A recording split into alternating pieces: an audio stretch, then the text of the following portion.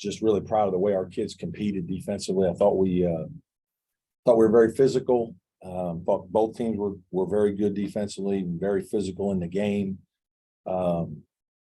Offensively, I thought didn't play as well in the first half. Obviously, Chase being in foul trouble probably hurt us in terms of some rhythm. Virginia Tech does a really good job of guarding. They're hard to beat and play against. They're just so fundamentally sound on both ends. But just love the way our guys kept playing. Hunter Tyson bounced back after a tough shooting first half to shoot great in the second half. Chase came off the bench in the second half and played very well, and that's not easy to do. I really was going to play him some and wanted to play him a little bit more in the end of the first half. My staff kind of talked me out of it because we had to lead for a while. But when you sit that long, it's not easy to play well, and he did. And PJ was opportunistic with some big baskets. And then I just thought our defense held up, and we did a much better job, didn't turn it over. Offensively, we were just not very good in the first half and played much better and got a very good hard-fought win. So what do you feel like you did defensively to make it a tough shooting night for Tech? The first thing is it helps that Hunter Couture is not playing. I mean, he's an outstanding player and stretches the defense that way. And so it becomes a big body game. And Mutz is terrific. I mean, he can play all different kinds of ways, and he's playing point guard against Wake Forest some, and Basile can shoot the heck out of the ball and post it. We obviously recruited Lynn Kidd. We think Lynn's a really good player. It's just physical. There's not as much space. There's big bodies on top of you. You got to play really good one-on-one interior defense. I thought we did that. I'm anxious to watch the film in terms of defensive rebounding. We gave up a few of those that I'm disappointed in, but our first, initial defense was good. I thought we were set. We were in position. Maddox made some really good plays in the first half, but those aren't easy shots. I mean, he's making tough shots.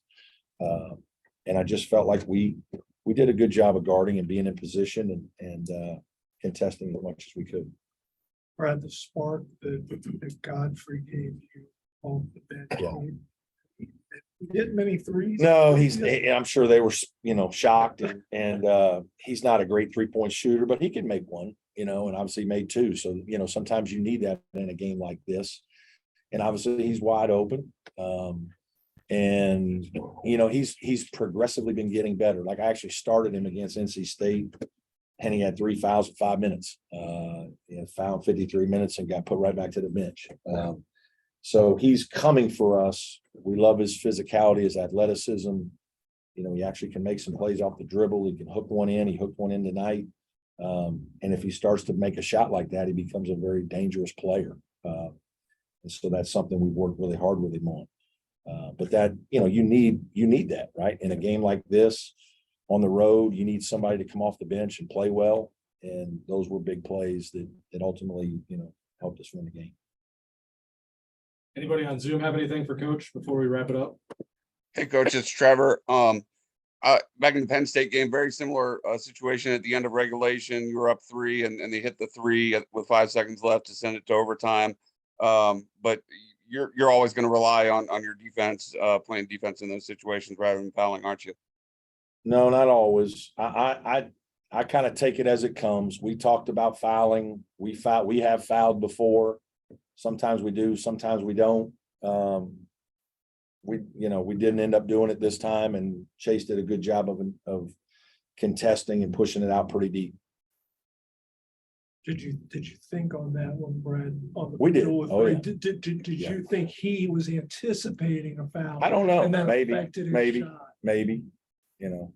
My God, folks, the basketball guys needed to give us one after what happened to us last year in the tournament. So I think the basketball guys even that one out. Coach, the Hokies went on a 9-0 run there, and then Godfrey fouls out, forcing you to bring PJ in with 4 fouls with a little under 6 minutes left. He hits the big turnaround jumper with 4 minutes left to put you up 1. But how much trust do you have in him, in his maturity to be able to play down the stretch with 4 fouls? Yeah, I mean, at 6 minutes to go, you gotta try to go, right? I mean, there's not a lot of time left. he's got to make some plays for us to win. I mean, that, you know, he's a outstanding player and yeah, he could foul out, but at the same time, it's, you know, you got to play him with that much time. You got to let him go and see what happens. And obviously if he's out there, we're trying to get him the ball when we can. I think we got it to him a couple times. You know, I was mad at him on the three he took late. He could have rolled to the basket, I think, and got one going to the rim, but the shot he made was a big time shot. And he had another one in the middle of the lane that he missed. That's basketball. You know, we gotta make sure we play with him and through him when he's out there in situations like that. Hey, Brad, it's Davis from the Clemson Insider. I know every game is important, but this week you look up, you got a pair of quad one opportunities on the road tonight and then at Pitt on Saturday. Did you guys talk about just sort of how big this week might be for you guys in terms of trying to start building a resume? No, we really didn't. Guys know. I mean, we have a lot of respect for Virginia Tech, right? And how they play, how they coach, how those guys handle themselves. So we knew this was going to be, it's a tough environment. You know, we just try to prepare for the game, right? And just be as prepared for this game as we could, try to play well and be tough enough and tough-minded enough to get a win. You know, we're going to get back late, probably 3 a.m. by the time we get back to Clemson and you know, we'll lick our wounds and staff will get in there early and start watching film and get set on Pitt and we'll tackle the next one.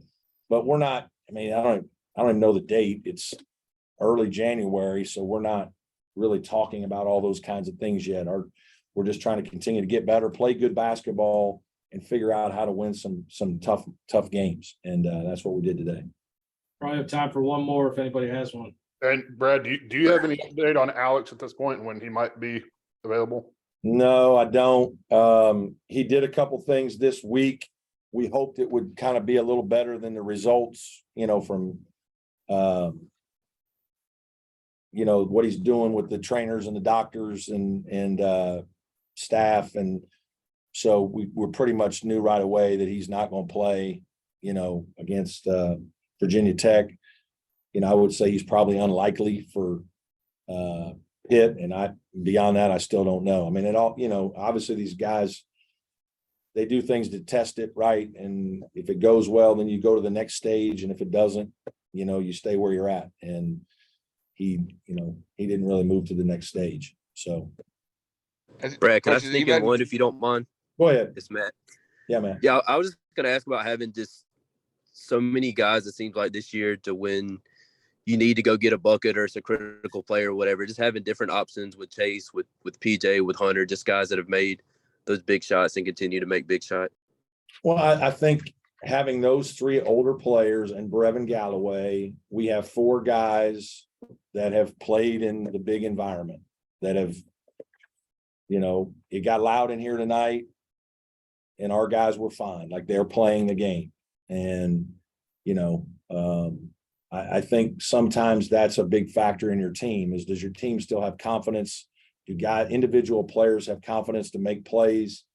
You know, in some years you're better at that. You have more guys that you think are ready and than others. And, you know, those 4 guys for us are proven players, good players. They've all had big games. They've all made big shots. And that helps, right? And so if it's not going well, there eventually it could go well, you know, and so I think, you know, having 4 guys like that, and I talked about it in the locker room today, that I thought those 4 guys kept us, you know, pretty calm because I didn't think we played very well at times, especially in the first half.